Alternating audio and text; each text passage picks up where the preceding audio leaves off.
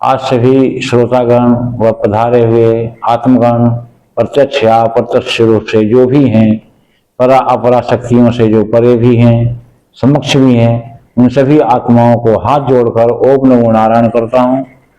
आज सही और गलत विषय पर चर्चा है, पर ये बड़े रोचक विषय है कि सही क्या है और गलत क्या है। सही और गलत इस सृष्टि में, आशा और निराशा, सही और गलत, साकार निराकार, सकारात्मक नकारात्मक, दो विरोधाभासों से हम सब जुड़े हुए हैं।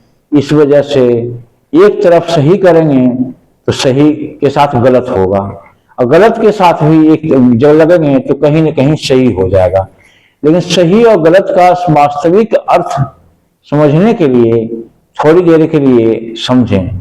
ये समझना जरूरी है इस सृष्टि में सही और गलत क्या है। समयानुसार सारे चीज सही होते हैं, समयानुसार सारे चीज गलत हो जाते हैं।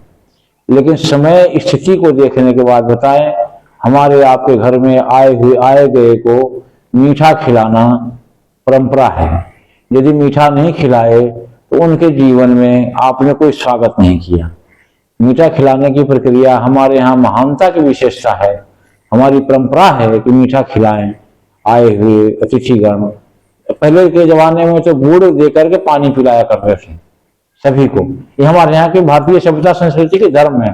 लेकिन आज के समय में जिनको शुगर है उन्हें मीठा खिला देंगे तो जहर हो जाएगा।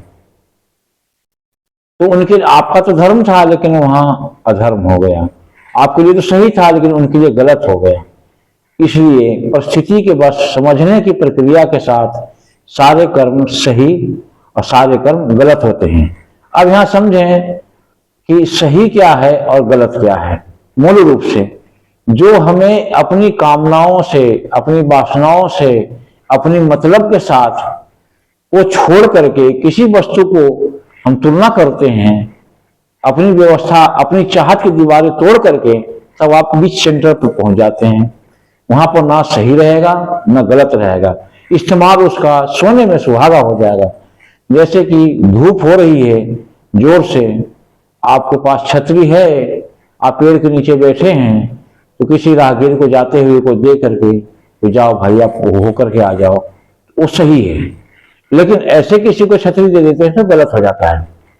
इसी प्रकार से प्यास लगी है आपके सामने गिलास के पानी के, तो आप अपनी ही तुलना करें कि मेरे लिए पानी अच्छा है। लेकिन कोई मरा जा रहा हो उसको नहीं देंगे क्योंकि आपको प्यास लगी है, आपको उसकी जरूरत है। यहाँ पर सही गलत तुलना नहीं हो सकती। द्वंद्व विमुक्ता सुख दुख संगे, द्वंद्वों से बीच के स्टेप पे खड़ा हो जाए, एक कदम ना आगे जाए न एक कदम पीछे आए। वहां पर रुक करके जिस चीज को आप तुलना करते हैं अपने मानसिक रूप से, वहां पर आपको सही पता चलेगा और गलत पता चलेगा। जब अपनी वासनाओं से हटकर उस वस्तु पर नजर डालेंगे तो वास्तविक उसका मूल्य का पता चलेगा। एक गुलाब के फूल को देखकर आप गुलाब को नहीं देखते हैं, वो कैसी लाल है, क्या खुशबूदार है, यहाँ पे चढ़ाएंगे तो कैसा लगेगा, उनको अर्पित करूंगा तो कैसा लगेगा, उन्हें गिफ्ट में देंगे तो कैसा होगा, एक कल्पना में खो जाते हैं, गुलाब को देखते नहीं है। इसलिए सही गलत पता नहीं चलता। आपका स्थिर हो जाना, विचारों पर रुक जाना, इसी का नाम सही है। और वहां से सही और गलत के अधिष्ठाता मालिक बन जाते हैं। आशावाद में भी नहीं रहेंगे, निराशावाद में भी नहीं रहेंगे, कर्मवाद में भी नहीं रहेंगे, अकर्मवाद में भी नहीं रहेंगे, सकारात्मक भी नहीं रहेंगे, नकारात्मक भी नहीं रहेंगे, निगेटिव भी नहीं होगी, पॉजिटिव भी नहीं होगी, सकारात्मक भी नहीं होगी, नकारात्मक भी नहीं होगी। क्यों नहीं होगी? क्योंकि आप वहां पर है ही नहीं, आपसे ऐसे तुलना की गई है, आप रुक गए हैं। तो स्वर्ग की मतलब कि स्वर्ग नहीं कहे, अच्छे नहीं, परमात्मावाद में प्रवेश करने के बाद ये सिक्के सारे छूट जाते हैं। सुख दुख गलत भला बुरा आप परमात्मावाद में हो जाएंगे। जो प्यासे को एक गिलास पानी पिलाना जितना अमृत होता है, उससे बड़ा कोई अमृत नहीं होता है।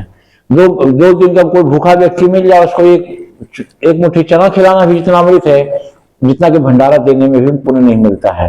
हालात को देखते हुए उस कर्म को आप अपने आप से हट करके जो कर्म करते हैं वही भला कर्म है, परमात्मावाद कर्म है, परमात्मा में कर्म है, ईश्वर के अनुकंपा से होती है और ईश्वरमयी युक्त हो जाते हैं, ये सही है। और बाकी सारे ही कर्म गलत होते हैं। कर्म गलत सही नहीं होते, देश काल परिस्थिति से ही गलत की निर्णय करती है। उस हिसाब से आप जो कार्य करते हैं वही आपके सही गलत के निर्माता हैं। इसके सोच विचार स्वयं के ऊपर है। अपनी कामनाओं से हटते ही जो कर्म करेंगे वो सही होगा। अकामना युक्त रहने के बाद जितने कर्म करते हैं सारे गलत ही होते हैं। मैं अपनी वाणी पे विराम देता हूँ। ओम शांति शांति शांति।